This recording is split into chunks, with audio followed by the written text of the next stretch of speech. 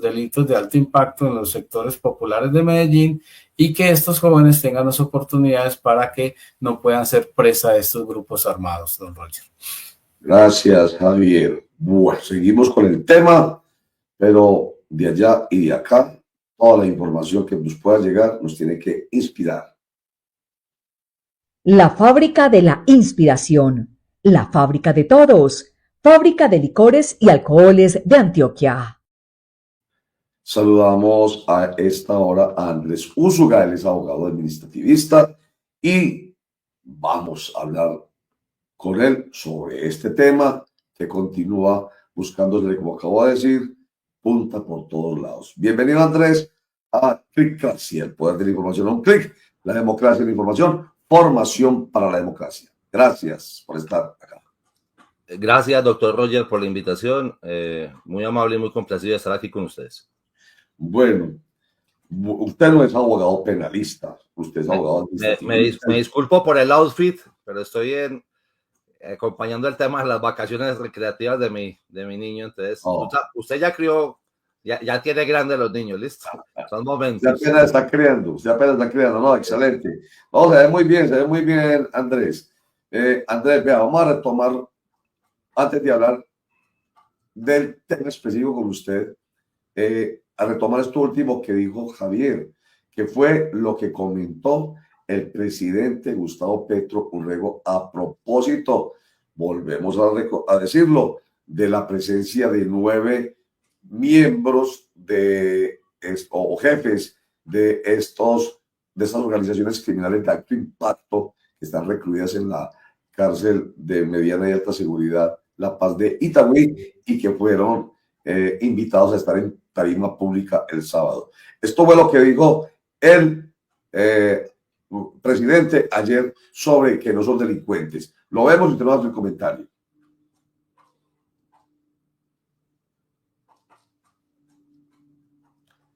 Bueno, no tiene Gustavo Petro ahí sobre el tema, no le llegó seguramente. Pero doctor Roger, usted me está diciendo que yo no soy penalista. Yo al inicio de mi carrera, hace unos, no sé, 17, 15 años, fui penalista hasta un evento ahí que me sucedió maluquito y no quise continuar. Ya, de hecho, yo sigo litigando en temas de derecho penal militar y de derecho sancionatorio. Yo pues conozco bastante bien el sistema. Bueno. Lo que pasa es que yo me dediqué ya después, me enfoqué en el tema de derecho administrativo y derecho constitucional, como usted lo sabe muy bien. Pero pues conozco más que bien el sistema y mucho más el sistema, te cuento algo, el sistema penitenciario y carcelario, esa administración de las penas es mucho más del derecho administrativo que el derecho penal. A mí me gusta porque en tu programa les gusta aprender siempre de todo. Muy bien. Lamentablemente no está montado el comentario que hizo el presidente. En pero el Consejo de Ministros, yo lo vi. Pero ya está, es para que lo vean nuestros internautas. Lo vemos, es corto. Aquí está, ¿qué digo? La gobernabilidad era una estrategia por medio de cual las bandas en las calles y sus jefes en las calles negociaban con los políticos votos. Los políticos le decían baje la tasa de homicidios y sigan. Entonces Medellín se volvió una ciudad bajo la extorsión. En nuestra política de paz, ministro de Justicia, que hay que hacer reunión porque hace agua por varias razones. Una de ellas, porque no hemos podido extender el programa de negociación con las bandas. Hemos hecho Buenaventura, Quibdó, Medellín. Quiero abrir Barranquilla. Claro, atacan eso porque las bandas saben la verdad. ¿Quiénes hablaron con ellos? ¿Quiénes lo negociaron? En Medellín yo no subí delincuentes a las tarimas, con delincuentes hablaron alcaldes y otros. Ojo con eso, la prensa lo borra y se olvida de un principio universal de la justicia. El que está preso no es un delincuente, es una persona en rehabilitación. Como aquí ven la justicia como venganza, Entonces no ven la gente que está allá en las cárceles como gente en rehabilitación. Ah, que desde las cárceles manejan violencia, cierto. Pero a esos, yo dije, hay que meterlos en las fragatas. Bueno, Andrés, ¿eso es cierto o no es cierto lo que dice el presidente? Pues hombre, yo creo que es una interpretación, una hermenéutica bastante errática, porque lo uno no quita lo otro. Esto es, que usted sea una persona en rehabilitación no le quita que usted sea un delincuente. Usted puede ser las dos cosas al mismo tiempo. Fíjate lo que te acabo de decir conmigo. Sí. Que yo sea un abogado administrativista con título de especialista en derecho administrativo, con título en derecho constitucional, no me quita que yo pueda ejercer el derecho penal, por ejemplo. Y que tú seas abogado, doctor Roger, no te quita el hecho de que tú también seas periodista, por poner un ejemplo bastante claro. Lo uno no quita lo otro. Y adicionalmente, yo creería que cuando hace esas comparaciones hacia atrás, que yo estoy de acuerdo parcialmente en algo y es, sí, las cosas se deben hacer por encima de la mesa, pero eso no quita que las personas sean unos delincuentes. Y adicionalmente a él no le están cuestionando, o no le estamos inclusive cuestionando eso, porque yo ayer hice un derecho de petición que tú lo conociste y que precisamente por eso estamos hoy aquí. Se está cuestionando es qué necesidad tenía el gobierno nacional de llevar a la tarima de un evento netamente pues político, proselitista, a ciudadanos, ni que hay que decirles delincuentes, ciudadanos condenados. Y quién ejerció esas autorizaciones, quién ejerció esos permisos, porque evidentemente el marco jurídico de los condenados en Colombia no permite una actuación de ellas. Y simplemente me remito a la ley 65 del 93, sumada a la ley 1709, que son las que marcan el ordenamiento jurídico respecto de procesados y condenados en Colombia.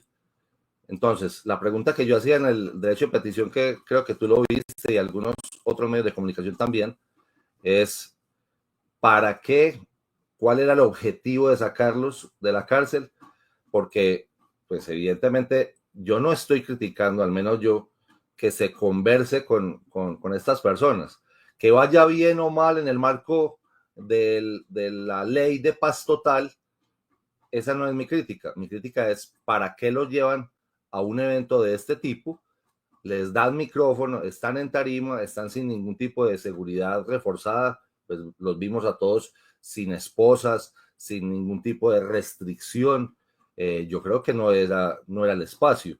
Es básicamente eso. Y no es de forma, como lo dice el ministro del Interior, sino es un tema de fondo, porque es el tema de la violación de la ley. Ayer salió medianamente una respuesta a mi derecho de petición, aunque no se lo pregunté a ella, a la fiscal general de la Nación, diciendo que es en el marco de la... Espere. Para que quede el contexto, entonces usted ya me responde la pregunta respecto de ¿son delincuentes o no son delincuentes? Queda claro. Empieza usted a hablar de un derecho de petición. Vamos a ver el derecho de petición para que el contexto quede muy claro. Y fue uno que usted envió precisamente desde su empresa Abogados Asociados Law Firm, Úsuga y Buitrago, al teniente coronel Daniel Fernando Gutiérrez Rojas, quien es el director general del Instituto Nacional Penitenciario y Carcelario, INPEC, haciendo una solicitud muy especial con unos hechos que se alcanzan a ver ahí en pantalla, que tiene que ver pues con lo que ya sabemos, no nos vamos a quedar ahí, ya usted lo ha venido diciendo, y entonces le pregunta que le informe con base en orden de quién se dio la autorización para la asistencia de estos reclusos en mención de este evento. Dice usted que quién autorizó dicha solicitud y cuál fue la motivación de la misma en cumplimiento del artículo 209 de la Constitución Política de Colombia. Dice usted que espera que le informe el director del INPEC si la causa o motivación que se invocó en la solicitud fue cumplida realmente a cabalidad en el evento que se llevó a cabo en la Alpujarra el pasado sábado 21 de junio. Pide usted que le entregue la solicitud y la orden, la autorización y el desarrollo en fin, usted está pidiendo elementos, incluso como nosotros lo titulamos, que fundamenten jurídica y fácticamente que llevó a que se produjera ese hecho que generó pues un escándalo a nivel nacional. Pues usted lo ha dicho, no es un tema simplemente de forma, como lo ha respondido el ministro del Interior. Entonces, ya, ahí está el contexto. Ahora sí puede continuar, hágame el favor, que dice usted que ya empezó a recibir parcialmente respuesta a ese derecho de petición. Sí, doctor Roger. Entonces, básicamente, creo que se funda inclusive en la última solicitud, en la solicitud quinta, que ahí está en pantalla, y le agradezco mucho por eso. Básicamente es cuando alguien está detenido, pero sobre todo cuando está condenado, porque cuando alguien está en medio del proceso, en medio de las audiencias, pues todavía está bajo la custodia, si está detenido, porque hay mucha gente que está durante procesos y no está detenido, pero cuando se está en un proceso y está detenido, está bajo la custodia del juez de la causa, de un juez penal, que es el que está haciendo el proceso, es el que está recibiendo las pruebas, es el que finalmente va a una audiencia de juicio oral y recibe pues los alegatos de conclusión, como estamos en el caso tan absolutamente mediático del presidente Uribe, que ayer empezó con los alegatos de conclusión y empezó el alegato de conclusión de la fiscalía, falta el de la defensa. Ahí estás bajo la custodia del juez de la causa, de un juez penal. Pero cuando ya alguien es condenado, y por eso es que le agradezco mucho, porque esto es un tema de pedagogía también para la gente, usted, el ciudadano que ya tiene una condena, pasa bajo la custodia de otro juez, y son jueces especiales, son jueces del nivel de circuito, pero que se llaman jueces de ejecución de penas y medidas de seguridad. ¿Qué significa esto? Esos jueces solo se dedican a administrar la pena. Y hay abogados, por ejemplo en mi oficina, llevamos situaciones sobre administración de la pena de algunos ciudadanos. ¿Para qué? Para que el ciudadano redima entonces días de trabajo o días de estudio por días de libertad, buena conducta, que le permitan hacer estudio adentro, que le permitan hacer trabajo, que le permitan redimir en general. Esa administración de la pena pues tiene también una situación que solamente la va autorizando el juez de ejecución de penas y medidas. Estos ciudadanos que estuvieron en la tarima el día sábado, pues evidentemente sus penas, que creo que no es solamente una, tienen un juez asignado para que les administre la pena. Solamente el juez de ejecución de penas de cada uno de esos ciudadanos puede dar las autorizaciones de ¿qué? De traslados para que vayan, por ejemplo, a comparecer a otra audiencia como testigos, de traslados para que vayan a una cita médica, de traslados o de permisos para que vayan cuando se les autoriza a ir a las exequias de un familiar, cuando les dan el permiso para alguna situación especial, para que los inclusive trasladen de ciudad. Todas estas situaciones que las administra el juez de ejecución de penas y medidas es lo que yo me pregunto. El juez de ejecución de penas y medidas de los señores Tom, Douglas, Carlos Pesebre, Lindolfo y los otros, estaban enterados de esta situación del sábado, que evidentemente es una sorpresa para todo el mundo, porque eso no se lo habían avisado ni siquiera la gente que asistió el sábado ahí a la plazoleta de la Alpujarra.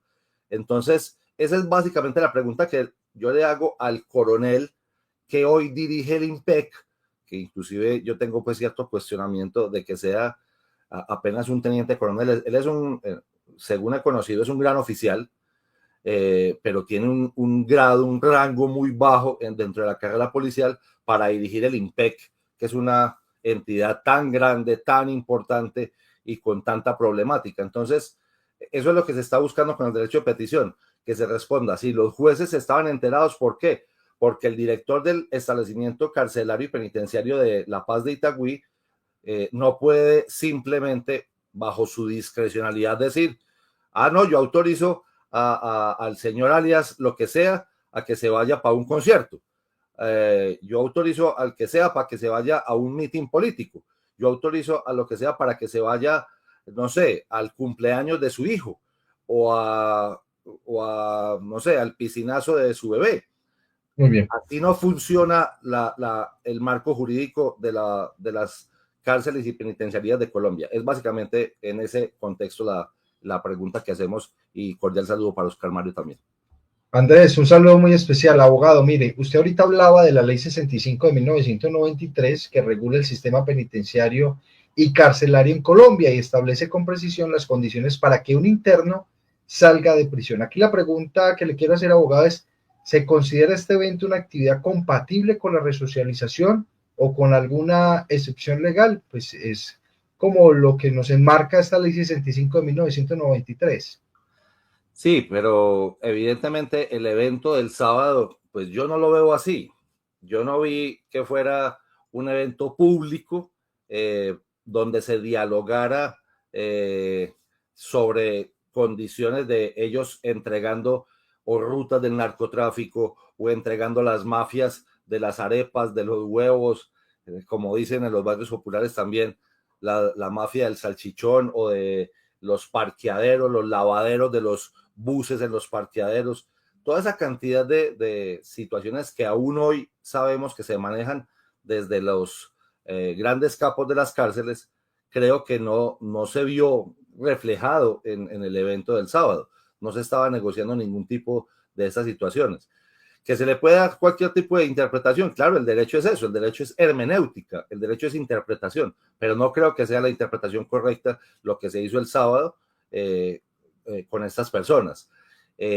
Ahora bien, si bien es cierto que están dentro de un marco, de una mesa, y que por eso se le iba a decir a Roger ahorita, hay una mediana respuesta que la pregunta no se le dice a ella, a la fiscal general, y por la tarde salen diciendo que está dentro del marco de pronto con una autorización o una resolución del Alto Comisionado para la Paz. Yo no veí la resolución que tiene facultades o que tuviera facultades o que tenga facultades hoy el Alto Comisionado para la Paz, de apellido Patiño, para sacar gente de la cárcel a hacer esto. No encuentro la facultad y la capacidad. Y eso es básico derecho administrativo o derecho constitucional. Es usted, para poder hacer cosas, tiene que estar autorizado por la ley o tiene que estar autorizado por un acto administrativo. Yo no encuentro la autorización para que... Pero es que, abogado, estas personas de la cárcel por parte del señor Alto Comisionado para la Paz. con los buenos días, abogado. Es decir, el Alto Comisionado tiene una misión que es, incluso no se la inventó el presidente Petro. Desde el presidente Gaviria tenemos altos comisionados y la misión de esos altos comisionados ha sido muy específica siempre: buscar acercamientos con grupos que generen violencia o delitos de alto impacto para poderlos reinsertar a la vida social. Y eso no está en cuestionamiento, Javier.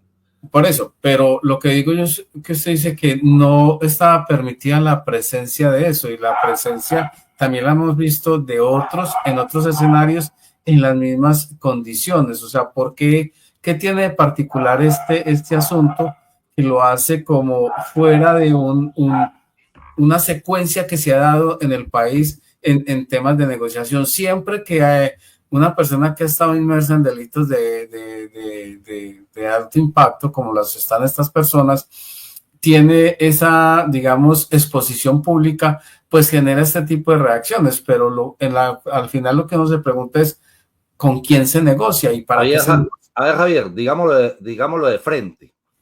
En algún momento se llevó a la cúpula de los mal llamados paramilitares al Congreso de la República. En Sí, otro señor. momento, que esa es la gran excusa que está sacando, pues, inclusive las bodegas que protegen y que respaldan al gobierno. Yo no vi que el presidente de la República de esa época estuviera con esos delincuentes, que sí se llaman delincuentes, acompañándolos al Congreso. No sé quién los llevó, ¿cierto? ¿Por qué? Porque el Congreso evidentemente es autónomo y puede hacer lo que a bien considere. Y que le cobren a ese presidente del Senado que los haya llevado al señor Mancuso, o no recuerdo inclusive a quién más, creo que a Ernesto Báez también. Pero creo que no es comparable las dos situaciones, porque aquí lo que estamos diciendo es el presidente de la República en tarima con sus ministros, esto es, el Ejecutivo, con estos ciudadanos condenados. Y por el otro lado es unos señores que, en mi parecer también se equivocó el Congreso en ese momento, pero es la rama legislativa del poder, ¿cierto? También absolutamente criticable y también lo hice en ese momento.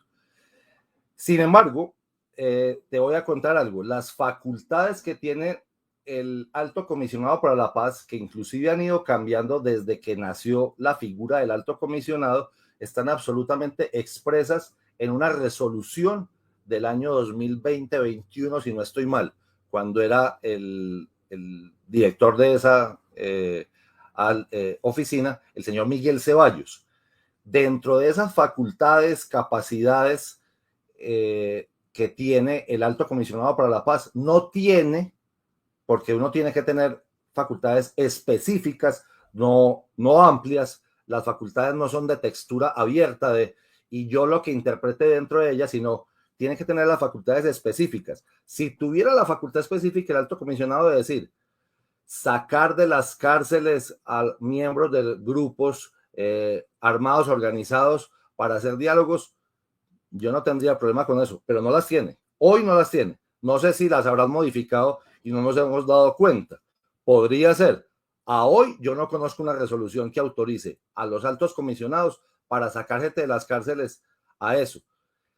¿Quién debe tener la autorización para hacer traslados, movimientos, inclusive cualquier tipo de movilización con reclusos?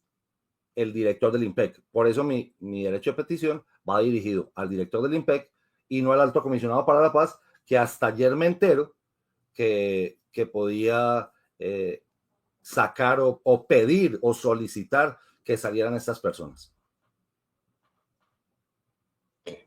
Andrés, buenos días. Hola Germán, buenos días. Qué gusto verte por ahí. No sabía que estabas en este programa también. Muchísimas gracias, Andrés. Voy a leer algo textual que me encuentro por acá. Ustedes son los abogados, por supuesto. Pero dice aquí, en Colombia una persona condenada puede salir de prisión para asistir a eventos públicos bajo ciertas circunstancias, usted ya lo había dicho, principalmente a través de la libertad condicional, eso lo tenemos claro, o beneficios judiciales administrativos como prestación de servicios de utilidad pública. Estos beneficios están sujetos a estrictos requisitos y evaluaciones por parte de las autoridades competentes. Y usted lo decía, un juez de ejecución de penas, pues es el que está pendiente de esto, pero también las autoridades penitenciarias. Este tema de utilidad pública no se podría enmarcar dentro del el evento que se estaba realizando el sábado, que era esa mesa de diálogo para buscar la paz urbana. ¿Ese no es un evento de utilidad pública? No, probablemente que sí, Germán, y me imagino que fue la interpretación. Ahora bien, yo quiero ver si eso fue lo que el director de la cárcel invocó dentro del acto administrativo que debió haber expedido para dar esa situación. Que nadie conoció ese acto administrativo hasta hoy. No sé si ustedes lo conocen, no sé si el director de la cárcel de Itagüí les haya hecho llegar a ustedes una resolución donde estén relacionados los señores y diga que por utilidad pública. Yo no conocí la resolución, no sé quién la conoce y no sé por solicitud de quién, porque tuvo que haber sido la solicitud de alguien también, ¿cierto? No sé si el ministro de Justicia, que es el jefe, el director del IMPEC, no sé si el alto comisionado haya solicitado eso, no sé si el propio presidente de la República haya hecho la solicitud, pero hoy no conocemos ni la solicitud ni la resolución del acto administrativo que haya autorizado eso. Esa es mi pregunta básicamente dentro del derecho de petición. Sabe, Andrés Úsuga, que yo le siento a usted un tono, digamos, muy de querer saber, muy de querer claridad para la opinión pública y no un tono de oposición, No, no, yo no estoy señalando a nadie, así es. Por eso, no, por eso. Simplemente es querer saber. Yo lo estoy reconociendo. Cómo es Yo lo estoy reconociendo y sería muy bueno, y por lo me parece interesante que usted haya planteado esa inquietud a través de ese derecho de petición, porque es bueno que el país lo sepa, ¿cierto? A ver, ¿qué hay realmente desde el punto de vista jurídico detrás que respalde esta posición? Que puede ser mirada políticamente de diferentes maneras.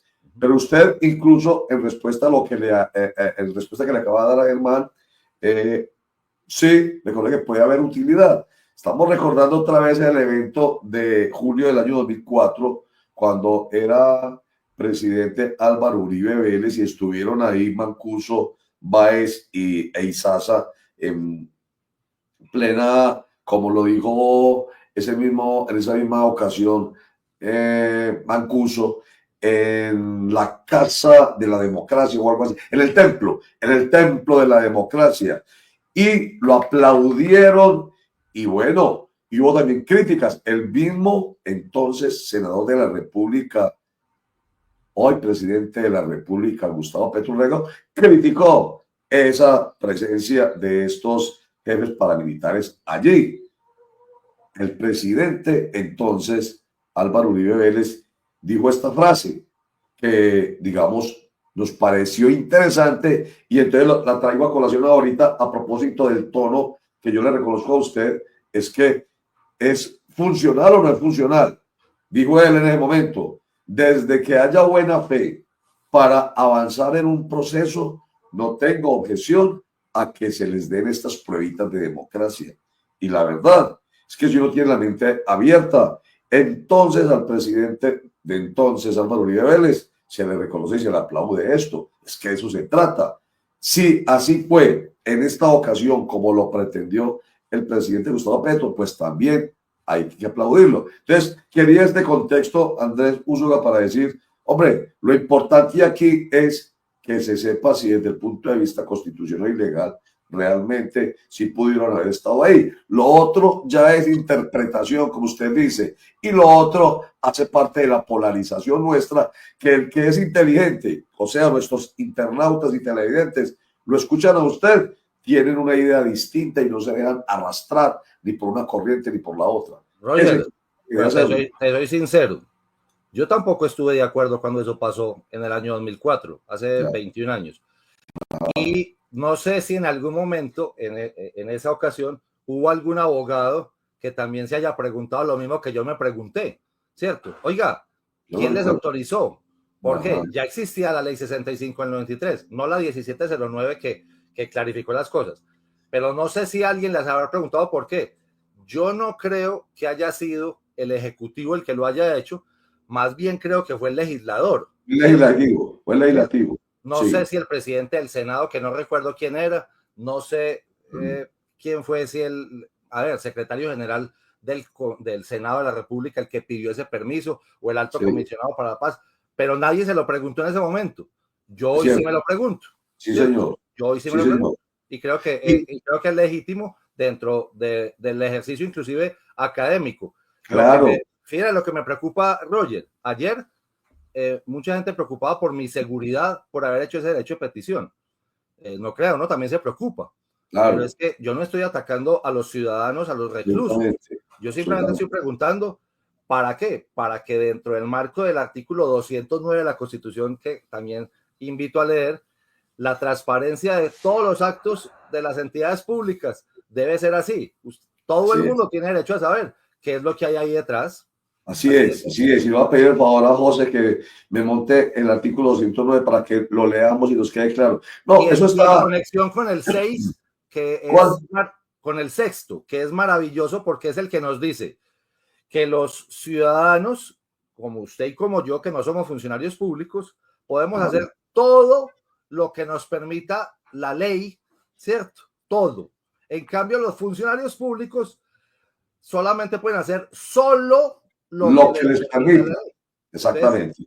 Entonces, en el marco del artículo 6 y del 209 de la Constitución, es maravilloso poder saber eso. ¿Por qué? Porque para eso ejercemos la ciudadanía en Colombia y nos vamos más allá de los ataques en redes, con un Twitter, con una diatriba, que se venga con todo, ejercemos el derecho de preguntar. ¿Por qué? Porque el artículo 23 de nuestra Constitución nos permite preguntar. Eso es lo que me parece valioso de lo que usted está haciendo, porque nos ayuda más allá, como usted lo acaba de decir, de la diatriba, del comentario obviamente sesgado que hay en esta polarización que vivimos nosotros tan aterradora. Más allá, la gente tiene derecho a saber en concreto y entonces ya, con base en esa respuesta que le van a dar a usted y cuando se la den, por favor la comparte con nosotros, Claro que sí. La gente va a decir, ah, entonces tiene razón o no tiene razón, esta parte o la otra parte, así de sencillo.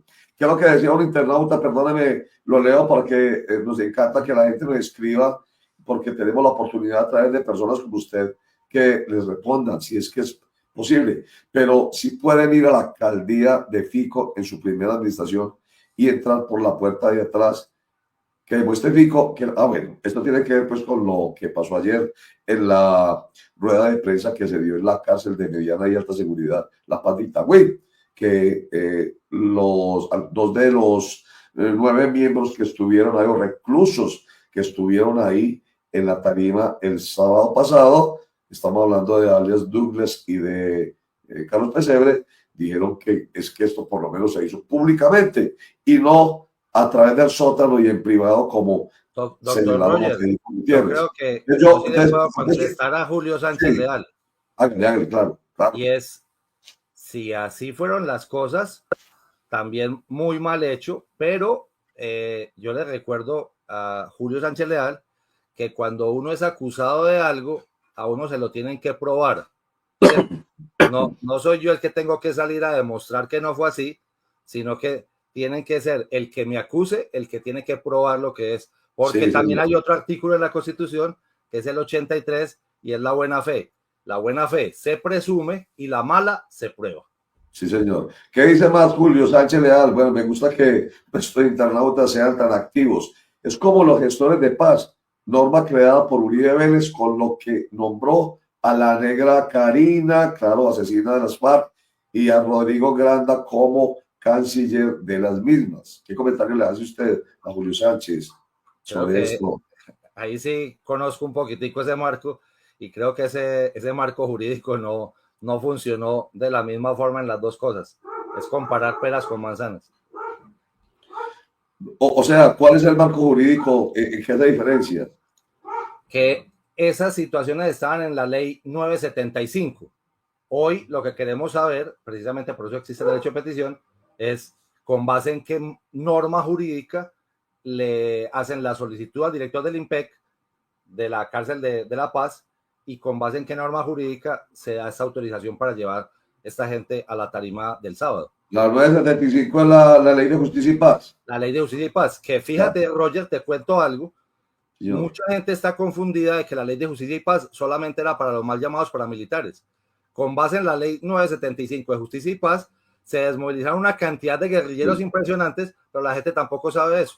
No, porque precisamente por eso es que es tan importante este tipo de conversaciones que se le aclara a la gente. La verdad es que incluso nosotros periodistas, en su momento, incluso aplaudimos que apareciera esa ley 975, claro. Ley de justicia y paz. ¿Por qué? Porque solamente existía un marco jurídico, perdóname Andrés, porque solamente existía un marco jurídico para que las guerrillas hicieran parte de los procesos de negociación. Con esta ley se le abre la puerta, se les abre la puerta a las Autodefensas Unidas de Colombia, pero no se queda ahí, sino que sigue la puerta abierta para lo que venía atrás. Ahora lo que se busca es un marco jurídico que permita, que es lo que está pasando o se pretende con este proceso de paz urbana, el proceso de paz total del presidente Gustavo Petro, un marco jurídico que realmente permita que esos voceros realmente, que lo están haciendo en unas conversaciones que llaman sociojurídicas en la cárcel de mediana y alta seguridad de La Paz de Itagüí, permitan realmente que haya un desarme, una desmovilización de esos combos y bandas que son así en Medellín y el Valle de Aburrá. ¿Sabes qué me parece chévere, Roger? Ya para acabar, que yo sé que ya tienen otro tema. Sí. Hay un tema que no nos enseñaron básicamente en la universidad, yo lo aprendí después, ya dentro de mi trabajo, que se llama la justicia transicional. la justicia transicional es una cosa que viene desde hace muchísimo tiempo. La gran líder es Ruthie Teitel, que es una argentina que vive en Nueva York y tiene marcos jurídicos. El marco jurídico de la ley 975 es uno, después vendría el acto legislativo para la paz en el año 2012, ya del gobierno Santos, después vienen todos los temas de justicia transicional como la estamos viendo hoy, que es la JEP, ¿cierto? Entonces el tema sustancial y el tema procedimental, pero la justicia transicional es algo muchísimo más grande y tiene que ver con temas inclusive del Estatuto de Roma, que empieza a operar en el año 98 para todo el mundo y nacen los tribunales como el de Ruanda, como el de Sudáfrica, como el de Yugoslavia, y todo eso pues es un tema bastante interesante. Sí, que he encontrado, inclusive, les soy sincero, pocos posgrados, entonces hay pocos abogados que sabemos de esto. Lo que pasa es que me tocó sentarme a estudiarlo porque yo terminé dictando esa clase de justicia transicional y la conozco bastante bien. Qué bueno, para molestarlo en cualquier momento. Usted dice que tiene otro tema, sí, tenemos un tema con la concejal de Medellín por el Partido Centro Democrático y ex directora de Fiscalías, Claudia Carrasquilla, pero no ha aparecido, así que démosle la oportunidad de a Germán que le haga una última pregunta, Andrés. Claro que sí. Andrés, usted preguntaba qué funciones de pronto facultarían al Alto Comisionado para la Paz para solicitar esas salidas de la cárcel. Yo me encontré por acá que el Comisionado de Paz en Colombia, bajo ciertas circunstancias... ¿En cuál norma? ¿En cuál norma, Germán? Ya la voy a decir. Es lo más importante. Bajo ciertas circunstancias y en el marco de procesos de paz, puede solicitar la salida temporal de personas condenadas. Esto se da principalmente en el contexto de acuerdos de paz con grupos armados ilegales donde se busca la desmovilización, la reincorporación y puede incluir la suspensión temporal de órdenes de captura, etc. Y citan la ley 2272 de 2022. Ese es el marco jurídico para la paz. Sí, para la paz total. Listo. Esa es una ley que es la sexta ley que abre desde la 418 del 97.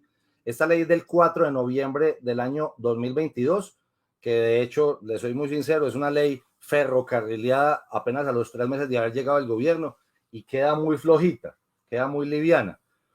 Con base en esa ley, el alto comisionado sí puede hacer, por ejemplo, pedir la suspensión de la prisión.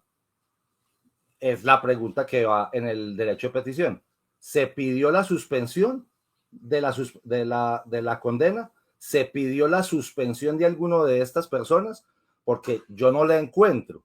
De hecho, lo primero que salen a decir después es, fueron al evento y volvieron a la cárcel. Entonces la pregunta es, si bien el alto comisionado tiene facultades para pedir la excarcelación de estas personas, y lo están haciendo en los diálogos que se estaban llevando en Caracas, los que se estaban llevando en México, inclusive los que se estaban llevando por ahí en Bogotá con disidencias de Marquetalia, disidencias de Mordisco, lo que hicieron también con los comuneros del sur. Todo esto se puede, pero yo no siento que el alto comisionado para la paz, estoy absolutamente seguro, tenga facultades para pedir no la suspensión de la condena, sino el permiso para ir a un evento de las características del sábado, porque son dos cosas distintas. Básicamente en derecho funcionamos es con un lema que se llama distinguiendo. Una cosa es una cosa y otra cosa es otra cosa. Yo no veo a Carlos Pesebre, a Tom o a Lindolfo hoy con la condena suspendida por la mesa. Están negociando dentro de la mesa de Itagüí, precisamente por eso les dicen el permiso del sábado, con base en qué se logró. Es la pregunta básica del derecho de petición.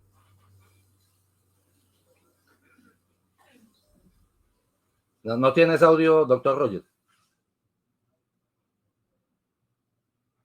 Digo yo que no están negociando todavía. Recordemos que son conversaciones, exactamente. A mí me gusta mucho el tema y usted nos ayuda con esto también, Andrés. Qué pena, antes estamos abusando de usted. Tranquilo, aprovechemos que no ha aparecido Claudia Carrasquilla. Entonces, esto nos ayuda en la comprensión del tema. Cuando se habla de conversaciones sociojurídicas, son acercamientos, son buscar maneras. Claro. Eso yo creo que debe ser tenido en cuenta como realmente un aporte a la paz integral. No voy a decir paz total para que no suene al proceso de el presidente, pero sí se busca una paz integral, porque ninguna gracia que por un lado haya desmovilizaciones y cese al fuego y desarmes, pero todavía siga, sobre todo la gente de nuestros barrios. Yo estoy hablando solamente de Medellín, estoy hablando de Buenaventura, estoy hablando de Barranquilla, de Quito, etcétera, sufriendo el rigor de estos grupos armados al margen de la ley. Claro, de hecho, Roger, creo que bueno, aprovechamos el pedacito que acá va a ser un poquito de pedagogía, como le gusta a usted también. Claro, claro. Fíjate que los procesos de paz siempre han sido una prioridad de todos los presidentes y deben serlo, ¿cierto? Sí. El primero que se hizo fue un decreto con las guerrillas liberales de los llanos en el gobierno de Rojas Pinilla, años 50 y pucho. Imagínense pues, con un decreto.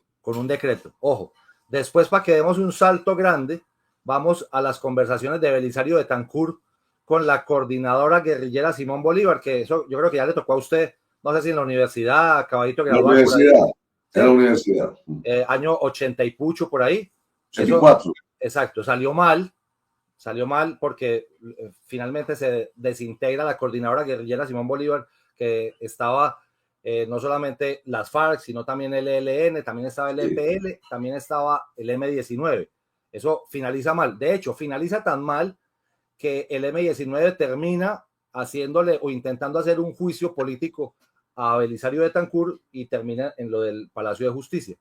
Luego vienen las conversaciones de Tlaxcala, México, creo que usted también las recuerda, incluso estaba involucrado Humberto de la Calle, con FARC, Horacio Serpa. Todos los gobiernos tienen una prioridad por la paz. Lo que pasa es que unos priorizan la paz en medio del conflicto, otros suspenden operaciones, como fue pues esa cantidad de tensiones que hubo con el presidente Betancur y la cúpula militar de ese momento, el general Matallana, el general Andazábal, toda esta cantidad de cosas. Luego vienen esos procesos de principios de los años 90, pero es que ya había hecho la operación Casa Verde el presidente Gaviria, creo que usted también lo recuerda. Entonces, es, por decirlo así, a Dios rogando y con el mazo dando. Hace una gran operación en Casa Verde y se va y se reúne con ellos en Venezuela, después en Tlaxcala, México.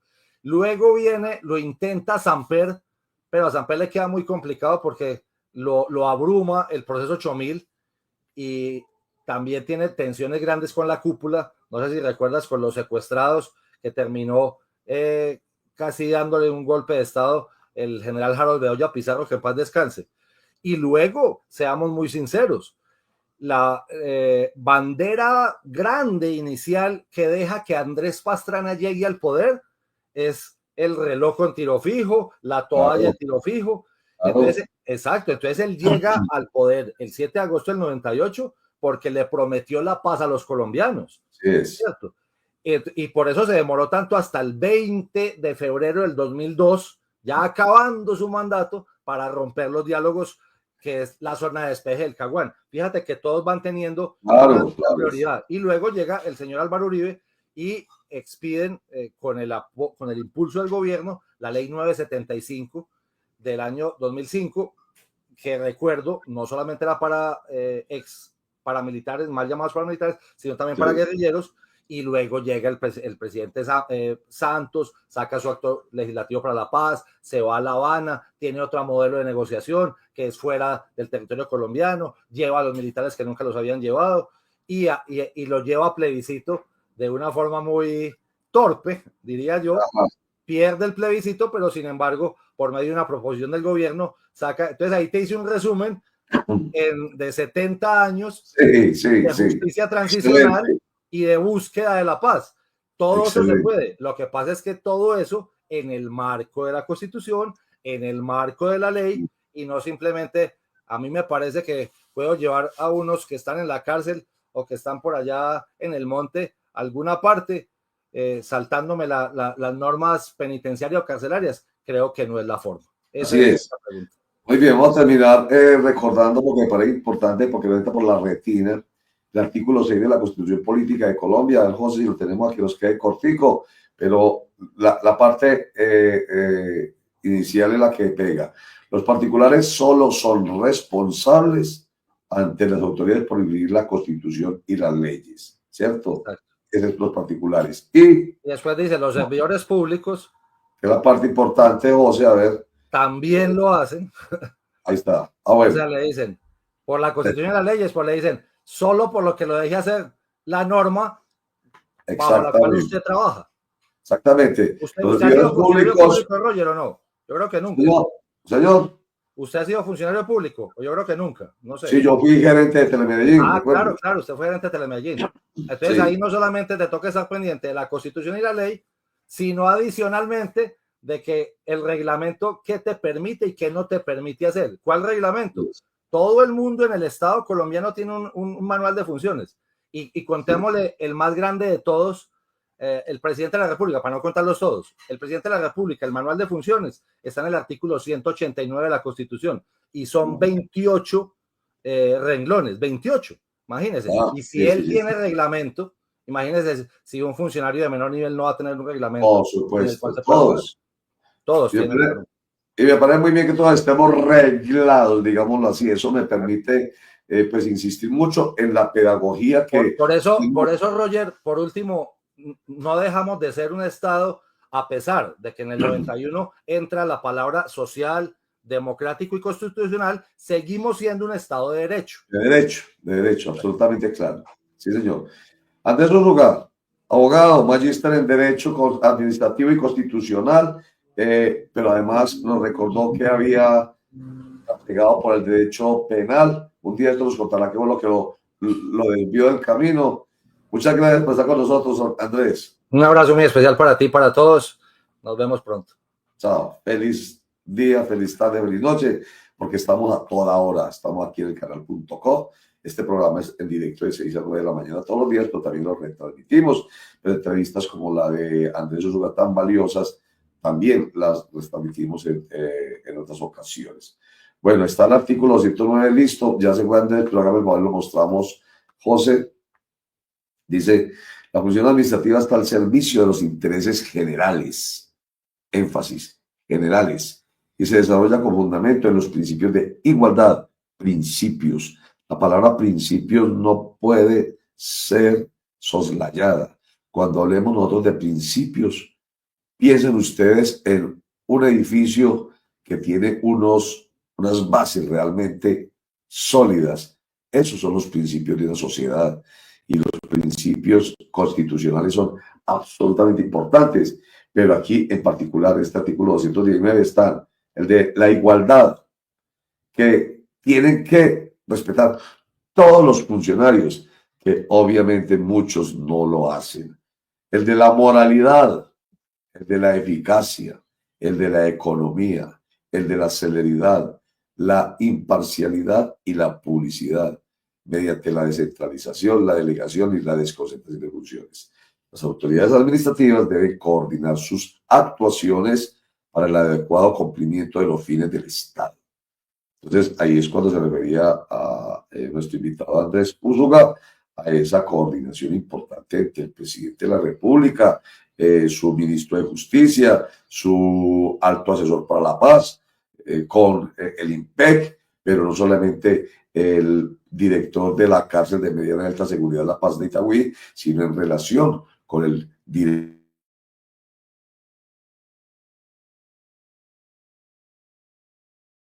será en los términos que señale la ley. Esto está absolutamente claro, muchachos. ¿Comentario quieren hacer ustedes, Germán? Pues yo me imagino, Roger, que para poder que estas personas salieran de la cárcel, si no lo hubieran podido hacer, tuvo que haber coordinación entre las diferentes autoridades, porque no se puede hacer, si no todo el mundo saldría de la cárcel cuando quisiera. Y por más que el presidente quiera hacerlo, debe ceñirse a los protocolos que se usan para estos casos. Y yo le preguntaba a Andrés sobre esas facultades y algunas normas que seguramente fueron los que invocaron desde el alto gobierno para lograr que estas personas salieran a un evento, pues aquí lo están calificando de evento político, obviamente eso era de esperarse, pero de todas formas se anunció como un evento que hablaba de la paz urbana. Es un propósito en el que viene el presidente desde hace rato, que ha tenido sus dificultades. Creo que lo hablaremos un poco más adelante con el gestor del gobierno sobre este tema, pero de todas formas es un esfuerzo que se hace y se habla con las personas que todavía de una manera u otra tienen injerencia en estas estructuras criminales en los barrios, que son los que llevaron a la tarima. De si está bien o no llevarlos a la tarima, pues cada quien lo verá desde su punto de vista, pero yo insisto en que seguramente las cosas se hicieron como se deberían hacer, y si no se hicieron así,